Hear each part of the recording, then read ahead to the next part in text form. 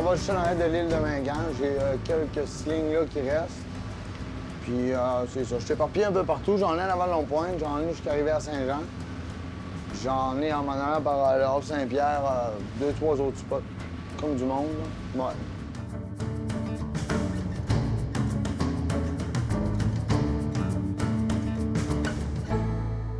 Je suis Guy Vigneault, des pêcheries Chipec à Equanchit. Je suis directeur des pêches pour 2 communautés, qui est Paquachipi puis Equanchit. Depuis 1998, on a commencé à prendre notre place un peu dans les pêches. On avait un bateau. Début des années 2000, il y a eu, avec le MPO, des achats de permis puis pour aider les communautés à se développer. Depuis ce temps-là, on est rendu en 2019, on est rendu avec 13 bateaux en opération de différentes espèces. On pêche le crabe des neiges, le cocombe de mer, péton, homard. On est rendu avec le homard dernièrement par rapport au changement climatique. Il commence à y avoir beaucoup d'homards sur la côte. On fait les buccins. Le buccin, ça fait plusieurs années. Pour réussir à rentabiliser, on a rajouté 3-4 permis sur leur même bateau. Fait que c'est plus rentable.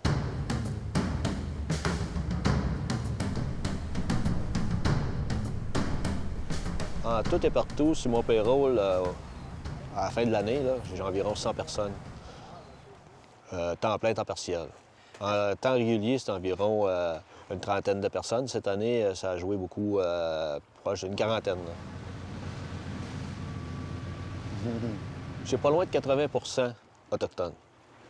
Au début, le pourcentage était moins élevé. Plus que ça va avec le temps, on a fait des formations. Le monde est intéressé, c'est de quoi qu'ils aiment. On est un des villages où il y a beaucoup plus de pêche qui se fait puis que l'intégration, c'est bien faite. Nous, les profits, on les a investis pour les achats de bateaux, achats de permis. Pourquoi? Parce qu'on a du monde qui pousse. Il y a beaucoup de jeunes sur la communauté. Fait la demande était forte, fait qu'on a investi beaucoup dans l'achat de bateaux, achat de permis.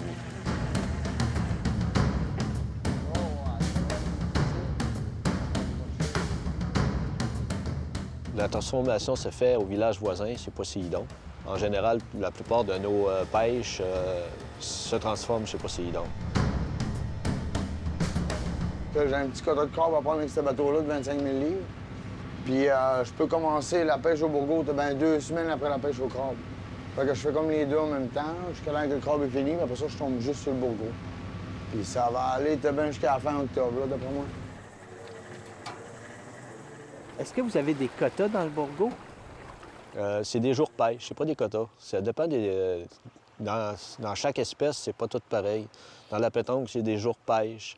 Dans le bourgo, c'est une saison. C'est d'une telle date à une telle date. On a des quantités de casier qu'on a le droit d'opérer, là.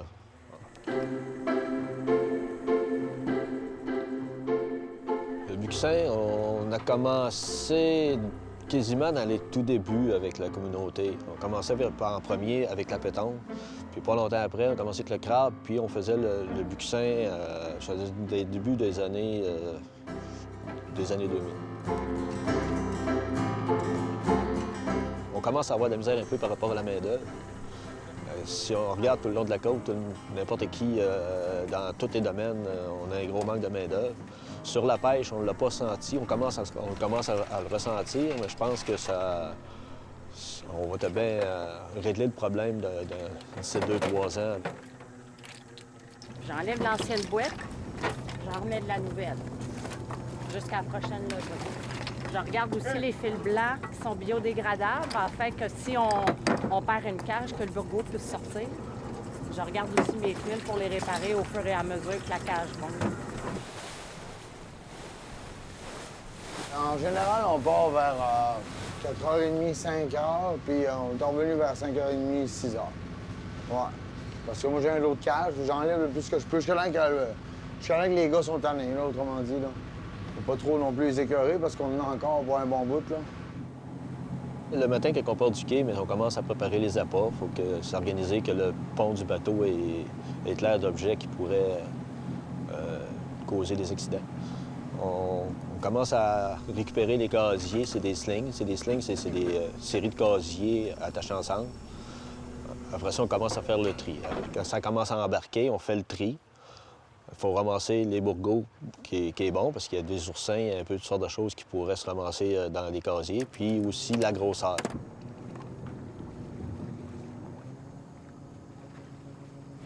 Ben, nous autres, on sort quasiment tous les jours. Là. En vrai, là, je prends une journée de congé par semaine. Puis, ben, tu sais, j'ai au-dessus de 500 cages. Fait que, on va dire aux 2 jours. Là.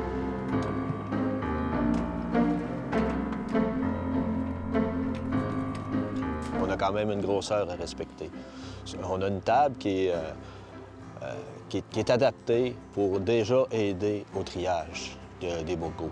Puis ensuite, on a une petite règle là, pour identifier la bonne grosseur qu'on a besoin.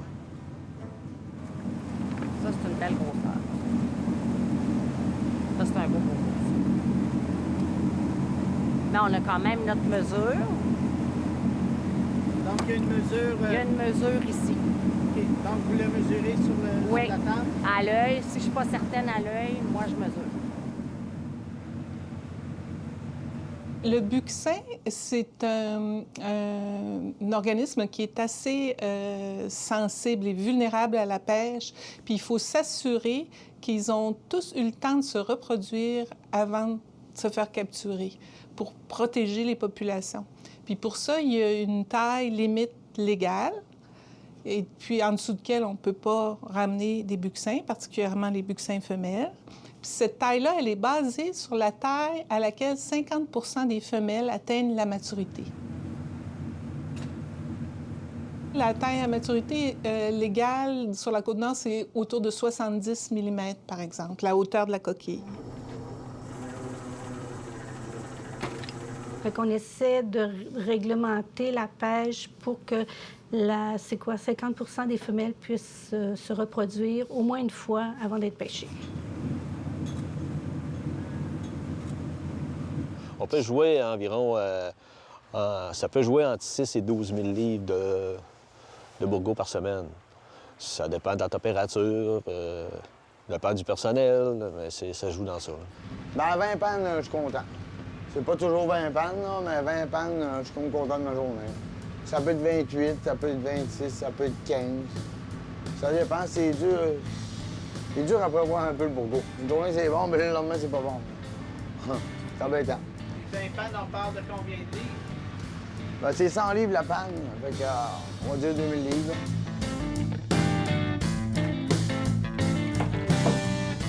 Vous avez combien de casiers à mettre à l'eau? Ben, moi, j'avais le droit à 700. 700 parce qu'il y a plusieurs permis. Ben, je l'aurais mis à peu près 550, je pense, à peu près. Ouais.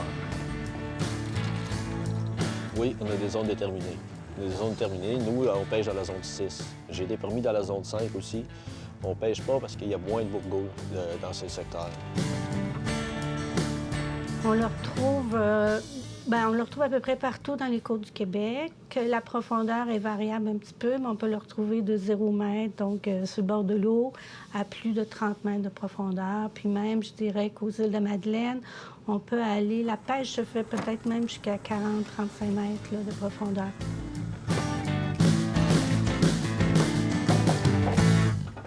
Le défi de cette pêche-là, c'est d'essayer de la rentabiliser.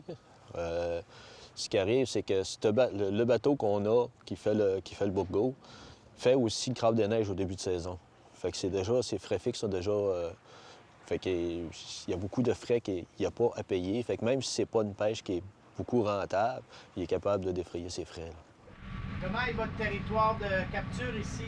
Les vents, les marées, les courants? Ben, ici, c'est quand même pas pire parce que, je veux dire, on est tout le temps au travers des îles, tu sais. Fait que c'est quand même pas si pire pour ça. T'sais, on est quand même pas mal tout le temps à l'abri. Il faut qu'ils vendent vraiment beaucoup là, pour qu'on puisse pas aller à la pêche. Là. Quand c'est trop dangereux, j'arrête, là, mais en vrai, ça navigue encore très bien. Ouais.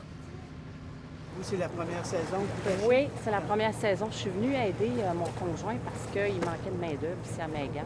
OK. Il y a un problème de main-d'œuvre dans les pêcheries Oui, ici, oui, hein? oui. Puis comment vous trouvez ça? Vous, Moi, j'adore ça.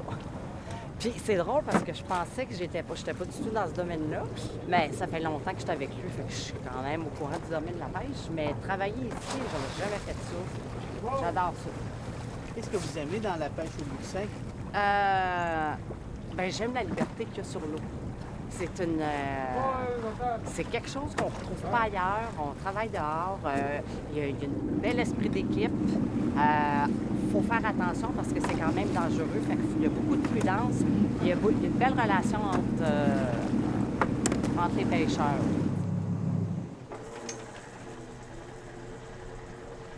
Le capitaine a un pourcentage un peu plus élevé, puis les hommes de pont ont un pourcentage pour qui peuvent réussir à arriver aussi, là, puis que nous autres, on est quand même capable de rentabiliser le business. Là. Quand même moyen, là, c'est bon. Ça a l'air un le mollusque qui est là. OK. On va juste le bourreau. Tu l'as fait quoi? Le bourreau dans la coquille, nous, on le vend 90 sous, puis il y a des places à l'extérieur qu'on peut pas... On est loin du marché qui peuvent donner jusqu'à 1,25 de la livre. C'est quoi vos marchés, justement? C'est plus un marché japonais pour le bourreau. Ça s'en va à l'extérieur, beaucoup. Il y a beaucoup de zones de pêche. Plus que ça va, on dirait que ça s'en va en diminution. Il y a plusieurs zones que le bourreau a diminué. Si on regarde à l'extérieur, comme moi, dans le coin de peut-être en Europe, il y a beaucoup de secteurs qui en a plus. Il commence à être rare, le bourreau. C'est pour ça que nous autres, on a des contrôles avec le pêche océan, avec le MPO, l'Institut Maurice Lamontagne, à Rimouski. Puis il y a un contrôle qui se fait. À tous les 3 ans, on fait un bilan de la situation, où est-ce qu'on en est rendu, pour voir, on diminue-tu le nombre de cages, on grossit-tu le nombre de mailles pour garder beaucoup plus de petits au fond. Fait on essaie de garder le bon équilibre dans notre secteur.